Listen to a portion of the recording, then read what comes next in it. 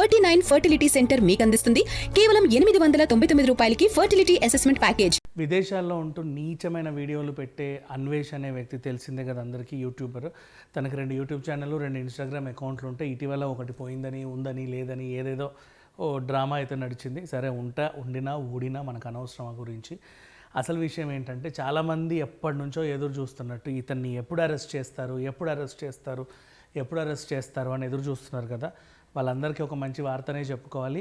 మొత్తానికి ఇతని పైన లుకౌట్ నోటీసులు అయితే జారీ చేశారు పోలీసులు. లుకౌట్ నోటీసులు అంటే ఇప్పుడు ఎయిర్పోర్ట్కి వస్తే అక్కడ పట్టుకుంటారు, లేదా విదేశాల్లో ఎక్కడైనా ఇతను ఉంటే వాళ్ళైనా సరే అప్పచెప్తారు, అట్లీస్ట్ సమాచారం ఇస్తారు. అక్కడ కూడా మేబీ ఇతని వీసా క్యాన్సిల్ అయ్యే అవకాశం ఉంటుంది. సో ఖచ్చితంగా సొంత దేశానికి వెళ్ళిపోండి అంటారు. అక్కడ నుంచి అయితే తరిమేస్తారు. అక్కడ తరిమేయబడినటువంటి ఇతను ఖచ్చితంగా ఇండియాకి రావాలి, ఏదో ఒక ఎయిర్పోర్ట్లో దిగాలి, ఆ ఎయిర్పోర్ట్ నుంచి పట్టుకుంటారు. అండ్ ఇక్కడ విషయం ఏంటంటే వీడు తప్పించుకునే అవకాశాలు కూడా ఉన్నాయి.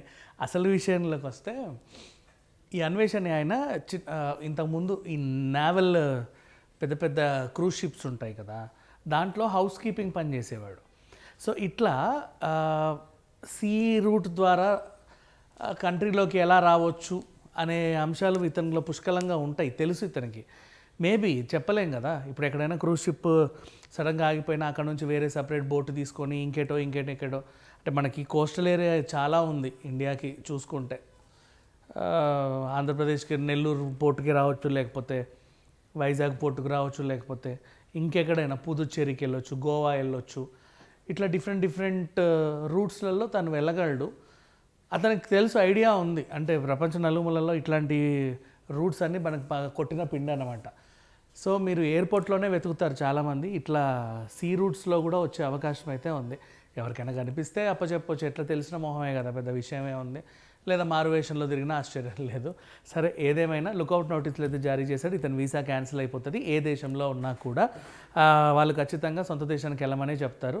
అతను నేవల్ రూట్లో వస్తే కనుక మేబీ ఎటెటో వెళ్ళి తప్పించుకునే అవకాశాలు అయితే ఉండొచ్చు. గజయితగాడు అయితే తెలియదు మనకి.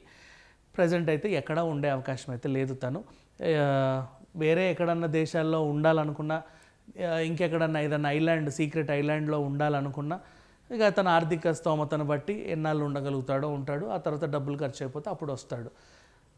అంతమించి అయితే ఏం లేదు. అయితే లుకౌట్ నోటీసులు కూడా మళ్ళీ రెన్యువల్ చేసుకోవాలి పోలీసులు. ప్రతి ఎయిర్పోర్ట్లో సంవత్సరానికి ఒకసారి మళ్ళీ దాన్ని రెన్యువల్ చేస్తూ ఉండాలి. ఒకవేళ దాని వ్యాలిడిటీ అయిపోయే టైంకి వచ్చాడు అనుకోండి, పట్టుకోలేరు. అది సంగతి. Thank you so much.